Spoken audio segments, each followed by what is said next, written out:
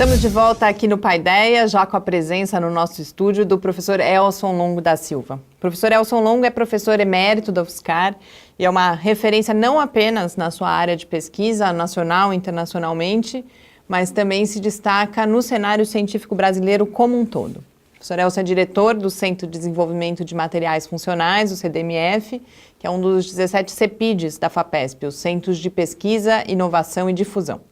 É também membro da Academia Internacional de Cerâmica, da Academia de Ciências do Estado de São Paulo, a Ciesp, e da ABC, que é a Academia Brasileira de Ciências. Professor, é sempre uma satisfação recebê-lo, uma honra, e agora ainda mais nessa versão em vídeo aqui do nosso programa para a gente conversar um pouquinho sobre materiais, sobre o CDMF, sobre inovação e difusão. A honra é toda nossa. O trabalho seu, Mariane, e do professor Adilson é extremamente importante para o nosso CEPID. Nós sentimos muito felizes com o trabalho de vocês. Vocês fazem uma difusão muito boa, diferenciada entre os CEPIDs. Vamos começar então falando do objeto do CEPID, que são os materiais. Mas eu queria começar mais atrás, a gente depois fala dos materiais funcionais, mas a gente fala muito em materiais, especialmente aqui na UFSCar, que os materiais, a área dos materiais se confunde com a própria história da universidade, mas do que a gente está falando quando a gente fala em materiais? E por que é importante a gente pesquisar e a gente desenvolver novos materiais? Eu fui chamado professor Mascarenhas para vir aqui para a Federal em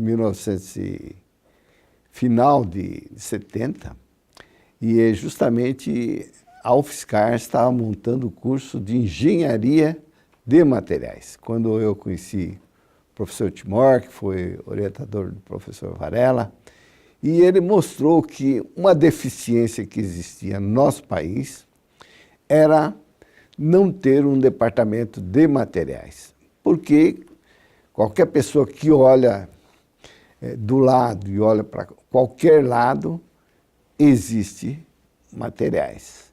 E não era beneficiado essa área aqui no Brasil. Por sinal, o meio acadêmico achou que não deveria se montar um curso de engenharia de materiais. Típico do colonizado, né? Que quer receber tudo pronto de fora e ficar trabalhando para o país que tem o maior desenvolvimento. Então, os materiais são extremamente importantes e nós avançamos enormemente. Nós não tínhamos absolutamente nada na parte de plásticos. Nós passamos a ter uma indústria de plástico notável. A nossa indústria de metais evoluiu enormemente e hoje em dia o nosso país é o maior produtor do mundo de revestimento cerâmico. Aqui em Santa Gertrudes, aqui do lado. Então nós vemos que os materiais permeiam o nosso dia a dia. Quem não tem uma mesa, não tem um móvel novo, com os novos materiais. Isso aí é extremamente importante. Quando fala materiais, o pessoal pensa somente na parte de eletrônica, dos semicondutores, o iPod que a pessoa tem, a televisão, mas material é tudo aquilo que nos rodeia o tempo todo, inclusive o nosso carro que nós andamos logo de manhã cedo. Então, e aí, professor Elson, acho que uma das coisas que as pessoas muitas vezes nem pensam é que para chegar a esses novos materiais, todos esses bens de consumo que a gente tem aqui, é também necessário fazer uma pesquisa básica e fundamental, né? Eu acho que esse acaba sendo um diferencial que acaba ocorrendo em vários departamentos aqui da UFSCar, em particular dentro do CEPID, né? De, ao mesmo tempo de desenvolver os materiais, ao mesmo tempo também tentar entender a fenomenologia que rege esses fenômenos e como isso acontece, né? Essas evoluções todas, né? Que é justamente uma aplicação da ciência básica que vai transformando a natureza e os materiais nessa infinidade de coisas que a gente tem disponível no nosso dia a dia. Adilson, nós temos um exemplo que nós começamos a dar consultoria para a Companhia Siderúrgica Nacional. Até hoje, damos consultoria à CSN. E quando nós chegamos à CSN, nós vimos que tinha um queimador cerâmico de sílica, de silício, areia, né? Era todo um queimador cerâmico.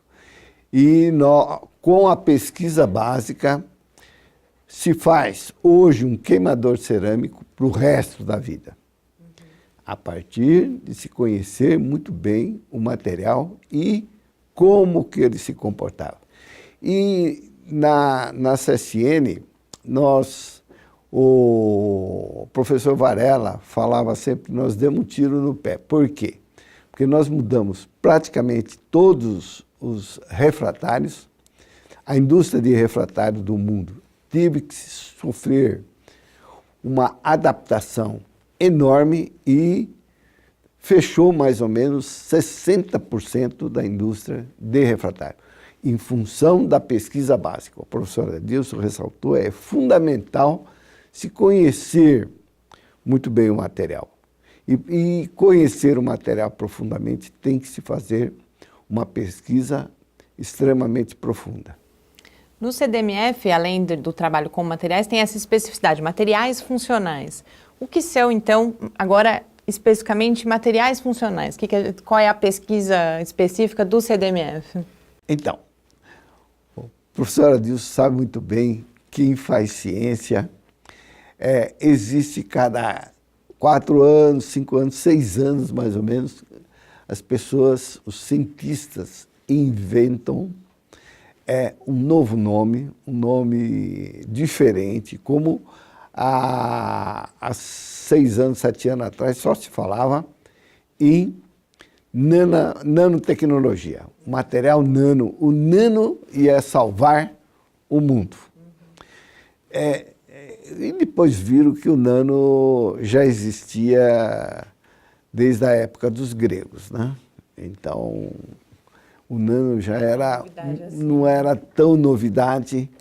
A grande novidade é que nós começamos a ver o nano. E vendo o nano, nós podemos melhorar enormemente os materiais. Então, os materiais melhoraram sensivelmente em função do conhecimento e microscopia eletrônica. Agora, materiais funcionais significa que o mesmo material tem várias funções. Isso, as pessoas sabiam que, por exemplo, o óxido de titânio era bactericida, era sensor, era utilizado como protetor solar, etc. Então, quando um material tem várias funções, é chamado um material funcional. Praticamente todo material tem mais de uma função. Então, nós temos, principalmente nos semicondutores, inúmeros materiais funcionais. E hoje em dia, eu estava conversando ontem mesmo com o professor Dovese, lá da Itália, e ele falando o seguinte: olha, Elson, nós precisamos conversar no congresso que nós vamos encontrar em Paris agora, nós precisamos pensar na área do professor Adilson com mais cuidados teóricos, na parte de magnetismo, porque ainda hoje o magnetismo não é analisado, não tem, os teóricos são mais determinísticos que probabilísticos. E a alma de todo átomo está no elétron e no magnetismo que ele tem.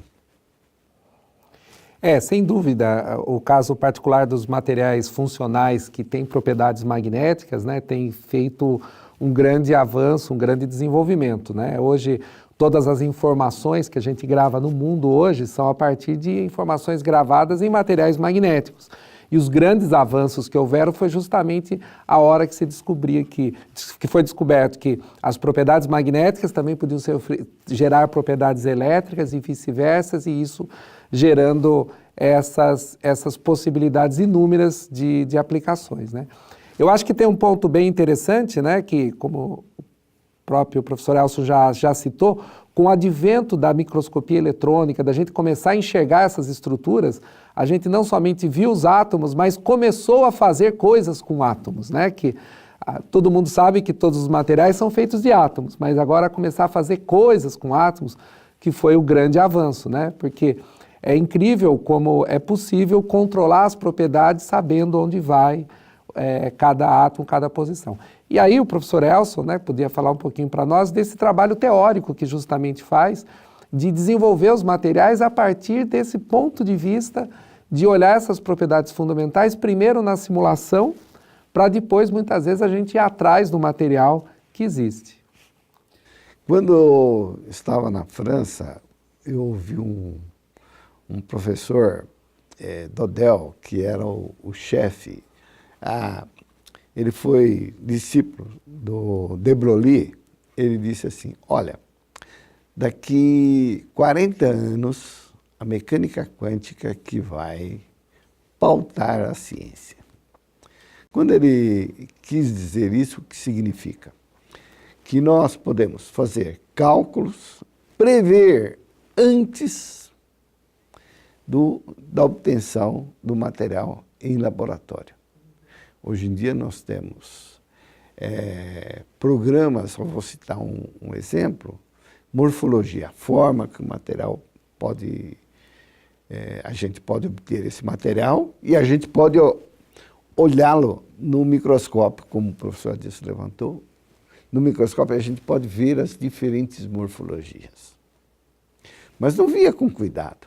Hoje nós mostramos todas as possibilidades teóricas das morfologias e vamos ao microscópio ver aquelas morfologias. Com isso, nós podemos associar várias superfícies, mostrando que tal superfície dá melhor propriedade ou pior propriedade para o material.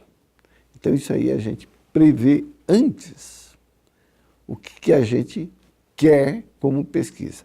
Isso aí já é um avanço enorme em termos teóricos. E tem outras coisas que hoje em dia a gente faz teoricamente antes de ir para o laboratório experimental. Para quem começou a nos acompanhar agora, a gente conversa com o professor Elson Longo da Silva, que é diretor do Centro de Desenvolvimento de Materiais Funcionais, o CDMF. E eu queria agora falar justamente das 4 áreas do CDMF, porque a gente falava da teoria e ele se organiza também nas áreas de energia, meio ambiente e saúde. Por que essas áreas e por que elas são centrais e relevantes atualmente? É a mesma história. Hoje em dia, a ciência, energia, todo o mundo sabe, se ele não procurar outras possibilidades de obtenção de energia. E essa energia, ser uma energia limpa, isto é, nós não perturbarmos o meio ambiente. Mais ainda, né? Mais ainda. Então, a ideia é obter uma energia baixo custo, mas também muito boa para o meio ambiente. Principalmente a energia solar, né, professor? Sim. A energia solar, já se sabe que tem uma série de semicondutores que pode transformar a luz em elétron e a gente pegar esse elétron e transformá-lo, como o pessoal comumente diz, energia elétrica, não? Por outro lado, o meio ambiente está degradando enormemente. Se continuar esta degradação, o mundo está com os dias contados. Então, nosso centro dá muito ênfase a essa parte de meio ambiente. Nós estamos pesquisando produtos que melhorem o meio ambiente. Isto é, hoje em dia, ninguém pensa quando chega num banheiro e escova o dente a quantidade de alumina que está jogando no meio ambiente. Um remédio que ele toma, aonde vai para o meio ambiente. Então, nós estamos pesquisando produtos que destruam, entre aspas, esses orgânicos, transformando-os em CO2 e água, e os inorgânicos tornando inativo, sem reatividade. E a saúde nem se discute. Nós temos no nosso corpo mais ou menos uns 40% de bactérias. Nós somos um corpo cheio de bactérias. E no meio ambiente também existe muita bactéria. E ela causa muito problema ao homem. Tem um bom número que nos ajuda e tem um número que nos prejudica. Então, nós estamos fazendo uma guerra contra as bactérias prejudiciais ao ser humano. Então, nós temos todo um grupo de semicondutores que nós estamos desenvolvendo para matar os diferentes tipos de bactérias, principalmente bactérias que os medicamentos normais não as destroem. Professor, eu queria agora voltar um pouco lá no começo da nossa conversa, quando o senhor mencionou a interação o exemplo da interação com a Companhia Siderúrgica Nacional, a CSN. A gente hoje em dia ouve, já há alguns anos, mas cada vez mais falar na importância da inovação, dessa interação universidade-empresa, universidade-indústria, mas o senhor já está envolvido com isso, já faz essa interação há mais de 20 anos, pelo menos. Queria que o senhor contasse 30, então, bem mais que 20. Contasse um pouco essa história, mas também olhando para por que nesse momento, então, isso aparece tão fortemente, quais são os principais desafios que o senhor vê a partir dessa história, inclusive, nesse momento, para o incremento da inovação no Brasil e dessa interação, características importantes dessa interação entre universidade e indústria. Eu passei 3 períodos. O primeiro período que a gente não tinha nada de materiais e se instalou aqui na Federal. Um segundo período que nós, professores, éramos considerados elementos nocivos à universidade, porque nós estávamos vendendo a universidade. Então, foi um período duro, mas nós vimos que o caminho realmente é se fazer a pesquisa e essa pesquisa gerar riqueza para a nossa população. E para gerar riqueza para a nossa população, nós precisamos ter uma interação com as indústrias, porque a indústria que dá emprego, a indústria que faz com que os materiais tenham um melhor desempenho, porque ela produz esse material de diferentes formas, e aí, em geral, da melhor forma possível, uma evolução que existe. Então, nós, Santa Gertrudes, o pessoal, faziam tijolos e telhas. Nós fomos lá e mostramos para eles que aquela cerâmica, aquela argila que eles estavam usando para fazer tijolo e telha, servia melhor para fazer revestimento. E fizemos um link muito forte. Nesse ponto, nós temos o professor Pascoal, que foi aluno aqui da Federal, que realmente fez acontecer em Santa Gertrudes. E hoje em dia, e o professor Adilson sabe muito bem disso, nós estamos procurando que nossos alunos não encaminhem tão somente para as universidades, porque as universidades estão mais ou menos saturadas, o corpo docente. Mas monte sua pequena indústria, seu spin-off, e comecem a prestar serviço para a sociedade. Isso aí Nós temos vários spin-offs que saíram do nosso grupo e, normalmente, por exemplo, vocês aqui têm um programa excelente. Nós tínhamos que procurar um caminho de vocês ganharem dinheiro. Mas é verdade.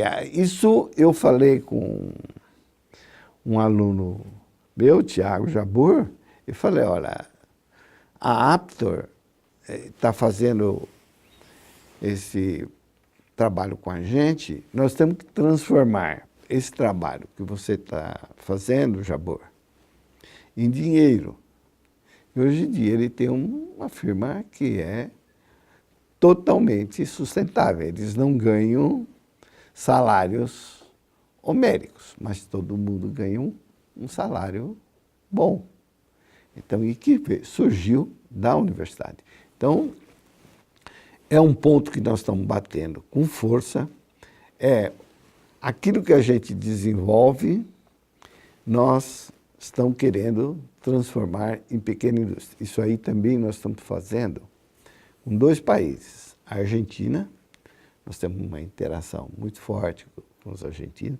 Estamos mostrando para eles como que funciona um spin-off, como é que eles podem fazer com que os alunos montem a sua pequena empresa. E depois, a primeira que está saindo agora é de sensores, eles vão vender sensor para a Argentina, e inclusive o governo federal, o sensor deles é um sensor de CO, e morre muito argentino por ano por causa de CO, o governo está apoiando essa spin-off. E na Espanha nós estamos produto bactericida para colocar na superfície das frutas, lá na região de Castellón, eles produzem muita laranja para eliminando as bactérias que estão na casca da laranja ou diminuindo sensivelmente, a laranja tem um tempo de vida maior. Professor, nosso tempo infelizmente está acabando, mas a gente tem alguns minutos. Eu queria, desde já, agradecer mais essa conversa que a gente pôde ter aqui no Paideia, mas não só isso, todo o apoio ao trabalho que a gente desenvolve no Lab. A gente certamente não poderia estar aqui se não fosse por esse apoio. Passar a palavra para o senhor para falar rapidinho, então, sobre nosso terceiro assunto hoje, que é a difusão. A gente falou da pesquisa, da inovação, o senhor cita o próprio Lab, a Aptor. Qual a importância, em 1 minuto, que o senhor vê dessa outra frente de atuação do CEPID, que é a difusão, a divulgação do conhecimento científico? Mariana, é fundamental, e eu vejo no dia a dia, que nós façamos cada vez mais uma divulgação de tudo aquilo que nós obtemos como produto. E se a sociedade não sabe o que nós estamos fazendo, a sociedade vai achar que nós estamos recebendo um dinheiro de forma incorreta. E vocês fazem um papel excelente, porque vocês, além de serem professores, porque cada vez que vocês fazem uma entrevista com um pesquisador e as pessoas assistem, ouvem, vocês estão dando uma aula para a população. Fora isso, você faz um bem enorme para a universidade, mostrando o que os pesquisadores fazem, porque o pessoal que não nos conhece pensa que a gente está fazendo coisa que eles não poderiam ter acesso nunca. Vocês transformam de forma muito inteligente, num linguajar mais plausível para que toda a população saiba o que está se fazendo, e com isso todo mundo ganha. Ganha a universidade, ganha os pesquisadores e principalmente ganha o nosso país, no sentido de que as pessoas passam a ser muito mais cultas. Muito obrigada, professor. Até a próxima oportunidade da gente conversar aqui no Paideia. O Paideia de hoje fica por aqui. A gente volta na próxima terça-feira, nesse mesmo horário, às 6 horas da tarde. Fique com a gente também nas redes sociais do Lab, no Facebook, no Twitter ou pelo e-mail cliqueciência@ufscar.br. Muito boa noite. Uma boa noite a todos. Boa noite, muito obrigado.